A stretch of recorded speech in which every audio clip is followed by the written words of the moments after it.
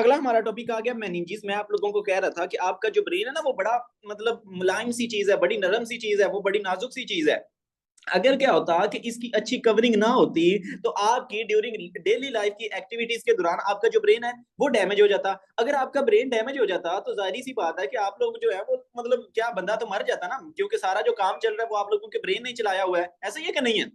अब अल्लाह पाक ने क्या किया कि आपके ब्रेन को बड़ी तगड़ी सारी कवरिंग्स दे दी। देखें, एक तो जाहिर सी बात है बोन दी हुई है ना, स्कल बोन दी हुई है, लेकिन स्कल बोन के अलावा भी नीचे मजीद 3 कवरिंग्स दे दी, ताकि क्या हो कि आपका कोई चांसेस ना हो आपके ब्रेन के डैमेज होने के लिए। नीचे सेरिब्रोस्पाइनल फ्लूइड भी होता है जिसका मैं आगे जाके पढ़ाता हूँ, फिलहाल जस्ट कवरिंग्स का बता रहा हूँ कि अल्लाह पाक ने क्या किया कि आपका जो ब्रेन है उसको नाजुक बनाया, लेकिन क्या है कि इसको प्रोटेक्ट भी किया। इसको प्रोटेक्ट कैसे किया? इसको कवरिंग देता गया। फॉर एग्जाम्पल ये आप लोगों का ब्रेन आ गया तो इसमें सबसे अंदर जो कवरिंग होती है उसको हम कहते होते हैं पिया मेटल। तो ये थोड़ी सी थीन सी होगी, थीन होगी, फाइब्रस होगी, ये सबसे आप लोगों की इनर लेयर होती है। तो ये क्या करती होती है? ये ब्रेन को एडहेयर करके रखती है, ठीक है, पकड़ के रखती होती है। तो साथ में ये ब्रेन के अंदर भी होगी, स्पाइनल कोड के अंदर भी होगी। अब ये अक्सर लोगों को समझ नहीं लगती कि व्हाट इज स्पाइनल कोड। देखिए, आप लोगों का इस तरह करके होता है ब्रेन, ठीक है, ये सारा बड़ा प्यारा सा ब्रेन आ गया। अब ये वाला जो ब्रेन होता है ना, इससे एक इस तरह करके ना वायर निकलती है, ये सारी नर्व्स की मेन वायर निकलती होती है। तो ये वाली जो है वायर कहां से गुजर रही है? आप लोगों की स्पाइन से गुजर रही है ना, मींस के रीढ़ की हड्डी से गुजर रही है। और ये क्या है? ये कोड है, ठीक है, मींस की एक रस्सी है। तो इसको हम क्या कह देते हैं? Spinal cord. तो स्पाइनल कोड जो है वो कुछ भी नहीं है, ये बेसिकली आप लोगों की पूरा नर्व का ऊपर से जो कनेक्शन आ रहा है, मींस के मेन वायर आ रही होती है। जिस तरह आप लोगों के घर के अंदर आपने कनेक्शन लगवाया हुआ हो तो मीटर से एक तार आती होती है ना, देन उससे डिफरेंट वायर्स निकलती होती हैं। तो इसी तरह आप लोगों का मीटर कौन है? ये समझे कि ब्रेन है। इधर से मेन वायर जो निकल रही है वो स्पाइनल कोड निकल रही है। तो इनकी ब्रेन की जो कवरिंग होगी, ब्रेन की स्पाइनल कोड की जो सबसे अंदर वाली कवरिंग होती है वो होती है आप लोगों की पिया मैटर। तो इस तरह करके इसने क्या किया हुआ होगा? इस सारे एरिया को कवर किया हुआ होता है। देन पिया मैटर से ऊपर भी अल्लाह पाक ने एक प्रोटेक्शन दे दी। तो इससे ऊपर जो प्रोटेक्शन होगी वो होगी अरेक्नोइड मैटर की। तो ये क्या होती है? ये आप लोगों की मिडल लेयर होती है और इसके अंदर वेब लाइक कनेक्शन होते हैं।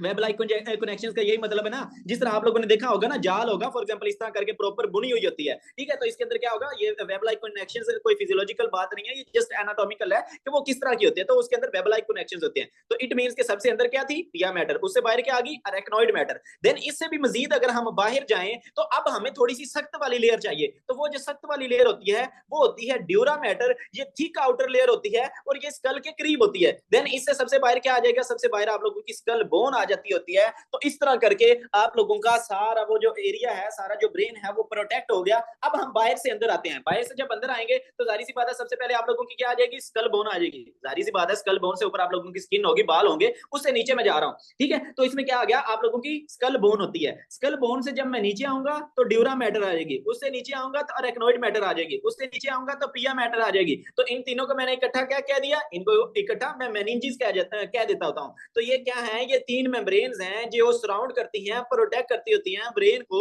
स्पाइनल कोड को, ठीक है। और इसमें हमने 3 पढ़ ली है। अब इसमें आप लोग याद कैसे रख सकते हो? आप लोग डैप से याद रख सकते होते हो। डैप क्या आ गया? डी से आप लोगों ने याद रख लेना है ड्यूरा मैटर, ठीक है।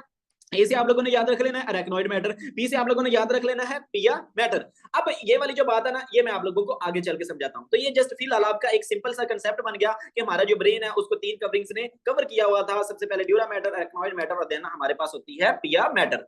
अब हम जो बात करते हैं वो करते हैं सेरिब्रोस्पाइनल फ्लूइड की। ये चलिए उसने इधर लिख दिया है तो मैं जरा आप लोगों को बता देता हूं कि अब फॉर एग्जाम्पल ये आप लोगों का ब्रेन था। दोबारा से इसको जरा अच्छे से बना लेते हैं।